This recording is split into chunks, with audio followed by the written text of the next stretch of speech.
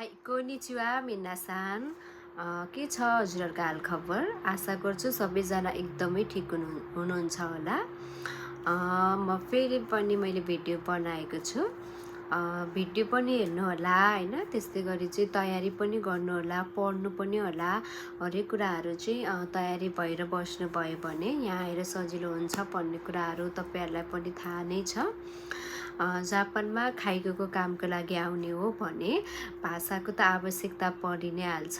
Plus हैन plus अर्को के कुरा एकदमै आवश्यक पर्छ भन्दाखेरि चाहिँ तपाईहरु सबैले यहाँ आएर भोग्नु पर्ने कुराहरु भनेको चाहिँ भाषा मात्र नभइकन काम गर्नको लागि पनि अब एकदमै गाह्रो हुन्छ।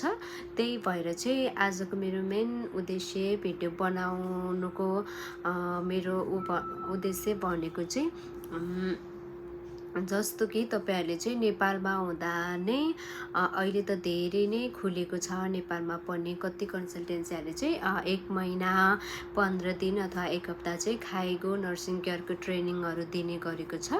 तपाईहरुको समय थोरै छुट्याएर भए पनि हैन, एकदम व्यस्त हुनुहुन्छ मलाई थाहा छ, तर पनि थोरै समय निकालेर एटलिस्ट 15 दिन मात्र भए पनि खाइगोको ट्रेनिङ लिएर चाहिँ आउनु भयो भने यहाँनेरि चाहिँ फर्स्टमा तपाईलाई भाषा अलिकति कम हुँदा पनि अलिकति जेउजु नहुँदा पनि चाहिँ धेरै नै हेल्प हुन्छ, धेरै सकिन्छ। एक त कस्तो हुन्छ भन्दाखेरि भाषा पनि बुझ्नुहुन्न र काम पनि गर्न नआउँदाखेरि चाहिँ एकदमै गाह्रो हुन्छ।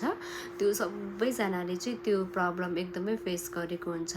त्यही भएर पनि बरु भाषा अलिक कम गर्दाखेरि फर्स्टमा चाहिँ हुन्छ हैन, बिस्तारै चाहिँ प्र्याक्टिकल हुँदै जाँदाखेरि बढ्छ।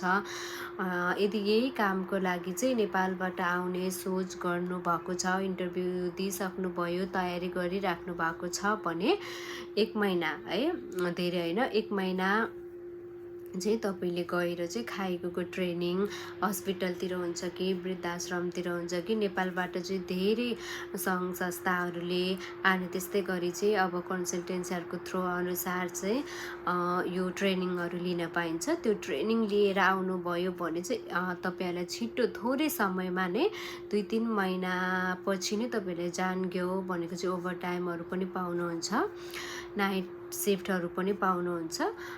एकदमै यहाँनेरि चाहिँ राम्रो मान्छ हैन, कामहरु राम्ररी गरिसकेपछि 1 हप्तामै तपाईले आफूलाई चाहिँ ग्रो गर्न सक्नुहुन्छ।